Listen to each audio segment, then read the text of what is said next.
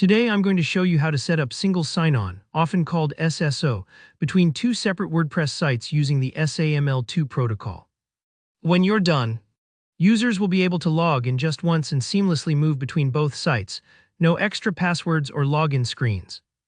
If you manage multiple sites for your team, business, or organization, this setup can make everyone's life a whole lot easier and much more secure. So, let's dive right in and get you set up using methods that major enterprises rely on, including what's expected to be the gold standard by 2026. To achieve this, we'll use SAML, which stands for Security Assertion Markup Language. Basically, SAML lets sites talk to each other securely to verify a user's identity, without actually sharing any passwords. Think of it like two trusted friends checking with each other before letting someone into a private party.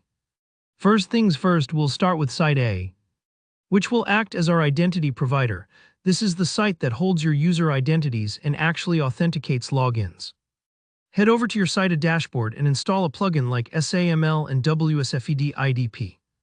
This plugin sets up Site A to act as an official authority on who's allowed to log in. And it's designed for enterprise reliability. Take your time installing the plugin and make sure you activate it. A quick pause here is okay if you're new to plugins. Next, we move over to Site B, which is going to be our service provider. This is the site that receives users and says, "Hey, are you really who you say you are?" But it doesn't do any password checking itself. Instead, it trusts Site A to handle that. For Site B, we'll install the SAML SB Single Sign-On plugin. If those plugin names look similar, that's on purpose. They're made to work together using the SAML protocol and to keep everything talking in a secure and standardized way. Now let's connect the two. On Site B in your SAML plugin, look for the tab called Service Provider Metadata. This page generates two specially coded pieces of information: the ACS URL and the SB Entity ID. These are like Site B's address and business card. It's how Site A knows where to send people who have logged in. Carefully copy these values. Don't worry if it looks like just a chunk of text or a web address. That's exactly what we need. Hop back to Site A within the SAML plugin there. Navigate to the Service Provider tab. Paste the ACS URL and Entity ID from Site B into the appropriate fields. What you're doing here is telling Site A, whenever someone logs in, send them back to Site B using these details.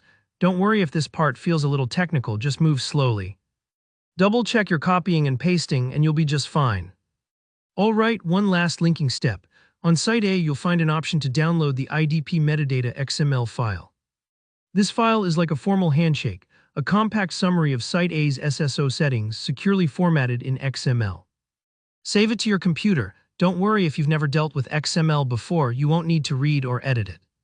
Finally, back on Site B, find the Service Provider Setup tab in your SAML plugin. You'll have the option to upload the IDP metadata XML you just downloaded from Site A. Once you upload it, Site B now knows exactly how to trust Site A for authenticating users. And that's it. You've just created a bridge for your users to securely log into both WordPress sites with a single login. If you run into any hiccups, double-check your URLs and IDs typos, while Tiny will trip things up every time. If you found this tutorial helpful, please leave a like. And if you have any questions, just drop them in the comments. I do my best to respond and help out. Don't forget to subscribe for more step-by-step guides like this one. Thanks for watching and happy integrating.